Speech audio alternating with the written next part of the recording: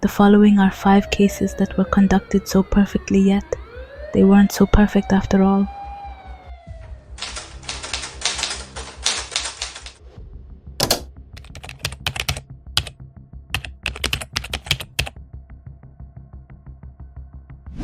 On November 18, 1986, a Danish flight attendant went missing after her friends reported to have dropped her off at her residence in Newtown. This was after she had worked a long flight from Frankfurt, West Germany. From that night, she just disappeared. Her name was Helle Nielsen. Her body, or what remained of her body, was later discovered a few months later, thanks to one private detective. You see, earlier before her death, Helle Nielsen had confided in her friends, and I quote, "If something happens to me, don't assume it was an accident." Her friends knew about her husband, Richard Kraft's bad temper, and were very worried. And also, earlier that month, Helle had begun to suspect that Richard was engaged in extramarital sexual activity. She had also confronted him about the suspicious long-distance phone calls, which angered Richard.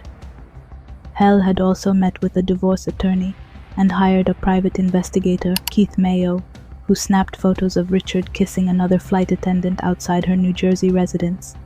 On the morning of Helle's disappearance, Richard said that he was taking Helle and their children to his sister's house in Westport, but she was not with him.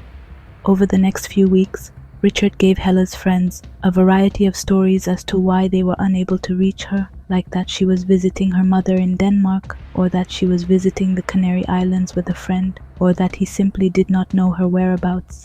Richard worked as a part-time police officer for the local police station, and so, when the detective reported Helle Nielsen missing, it was dismissed. It wasn't until the private investigator, Mayo, took his findings to the county prosecutor, who eventually referred the case to the Connecticut State Police, that the case was opened. And so on December 26th, when Richard was on vacation with his kids away from his home, did troopers search his home, and inside they found pieces of carpet taken from the master bedroom floor. The family's nanny also recalled that a dark, grapefruit-sized stain had appeared in an area of the carpet, which was later missing. There was also a blood smear on the side of the bed mattress. The forensic investigation was led by Henry Lee, who at the time was an investigator for the state police.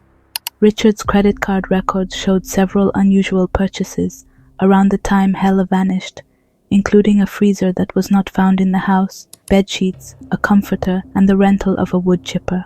Among papers provided to a private investigator by Richard was a receipt for a chainsaw. The chainsaw was later found in Lake Zor, covered in hair and blood, which matched Helle's DNA. Witness Joseph Hine also provided a crucial tip, recalling a truck with a woodchipper parked by Lake Zor the night of Helle's disappearance. At the lake's edge, investigators found bone fragments, a tooth, and blonde hair, evidence that Helle's remains had likely been fed through the woodchipper. Further forensic work tied the chainsaw to Richard, and Helle's tooth was matched to her dental records, leading to Richard's arrest. Despite a mistrial, Richard was convicted in a second trial in 1989, sentenced to 50 years for his wife's murder. His conviction rested heavily on forensic evidence, including a test using a pig carcass to simulate how a woodchipper would dismember a body. Richard was released from prison in 2020 due to good behavior after serving just over 30 years. If it were not due to the private investigator's sheer effort and attention to detail, this case would have probably gone unnoticed. Number 2. The Colins Pitchfork case. One of the most notable cases that pioneered the use of DNA evidence for forensic investigation was the Colins Pitchfork case, a murderer who not only killed but raped 2 minors, Linda Mann in 1983 and Dawn Ashworth in 1986, in the villages of Narborough and Enderby in Leicestershire, England. His crimes initially went unsolved, and law enforcement had little physical evidence to go on. While DNA profiling was the breakthrough in Pitchfork's conviction, forensic soil analysis provided an important clue in the investigation. Investigators collected soil samples from Pitchfork's car tires, which showed the soil had come from the exact area where one of the bodies had been found. This placed Pitchfork near the crime scenes, strengthening the case against him. Pitchfork became the first person in history to be convicted of murder based on DNA profiling. A mass DNA screening of over 5,000 local men was carried out in an attempt to match the semen samples from the victims. Initially, Pitchfork got away with having a friend give a DNA sample in his place. However, his deception was uncovered when a fellow worker overheard Pitchfork bragging about it. After being arrested, Pitchfork's DNA was matched to the semen found on the victims, leading to his conviction. Number 3. The Unbomber. Ted Kaczynski, the Unbomber, one of the most fascinating cases where a criminal was caught, not through traditional forensic evidence like DNA or fingerprints, but because of his writing style. Ted Kaczynski, who was a former math professor and recluse, and carried out a series of bombings between 1978 and 1995, targeting universities, airlines, and individuals involved in modern technology. His goal was to draw attention to the dangers of technological advancements, and he believed society should return to a simpler, more nature-based way of living. For nearly 20 years, Kaczynski eluded the FBI, killing 3 people and injuring 23 others. Ted Kaczynski was a twisted genius who was almost the perfect anonymous killer. He built untraceable bombs and delivered them to random targets, leaving false clues that not even the best FBI investigators could debunk. Until 1995.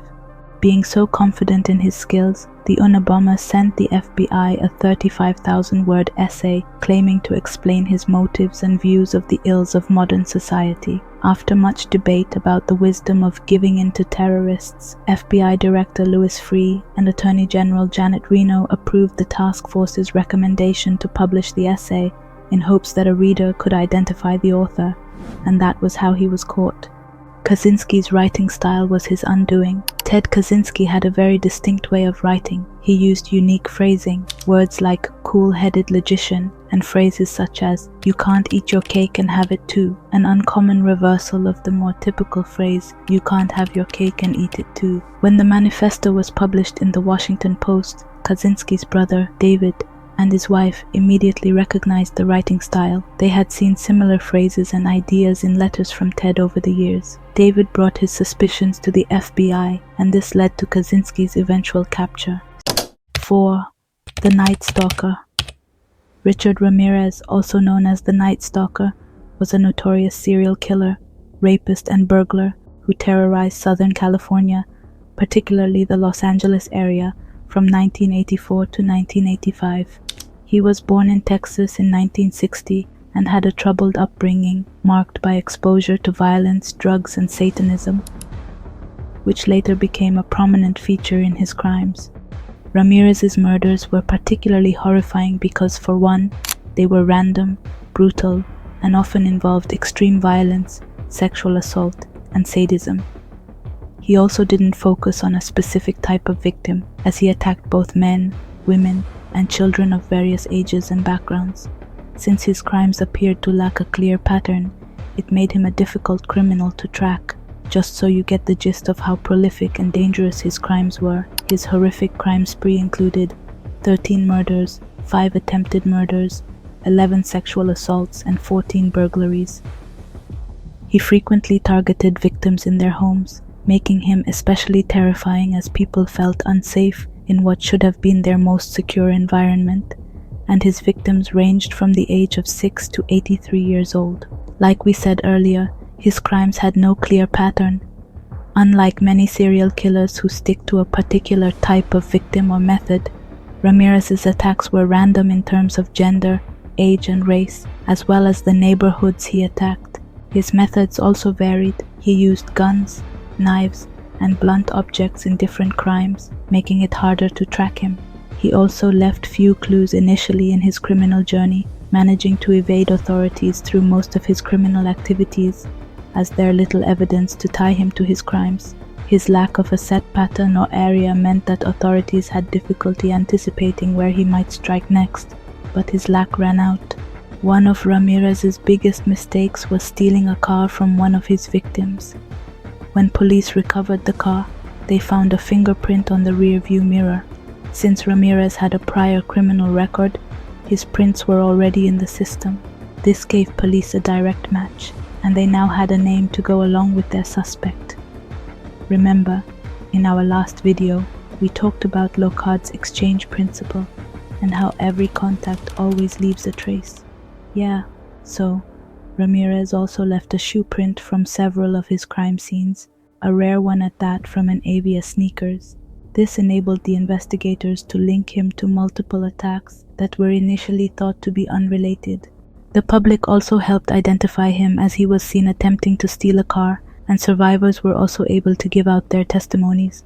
And lastly, Ted Bundy, one of America's most notorious and infamous serial killers, active in the 1970s. Bundy was praised for being intelligent, but even his intelligence couldn't save him.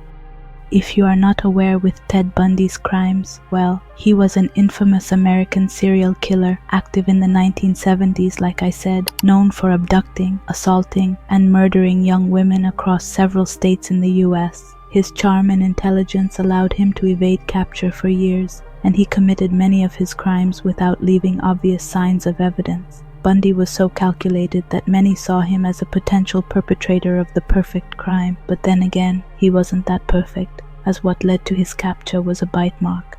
Yes, a bite mark. One of the most critical pieces of evidence that led to Bundy's conviction came from a bite mark left on one of his victims, Lisa Levy, during his final killing spree at Florida State University's Chi Omega sorority house in 1978.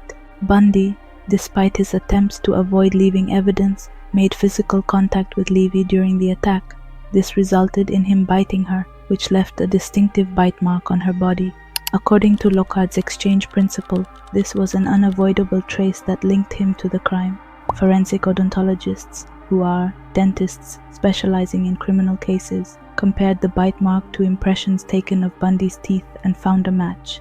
The irregular alignment of his teeth left an unmistakable imprint, and this evidence was crucial in securing his conviction in Florida. During Bundy's attacks, he also left behind hair and fibers on the victims and their surroundings. These microscopic traces, though nearly invisible, played a significant role in building the case against him. For instance, Bundy's car was examined, and hair found in the vehicle matched that of several of his victims. Fibers from the clothing of the victims were discovered on Bundy and his belongings, together with the stolen car where tools like handcuffs, crowbars, and masks linked him to several of the disappearances. The evidence was enough to link him to his crimes. I hope you enjoyed today's video. If you want to learn why, even though their crimes were so perfect, they still got caught, please click the video on the screen. Thank you for watching.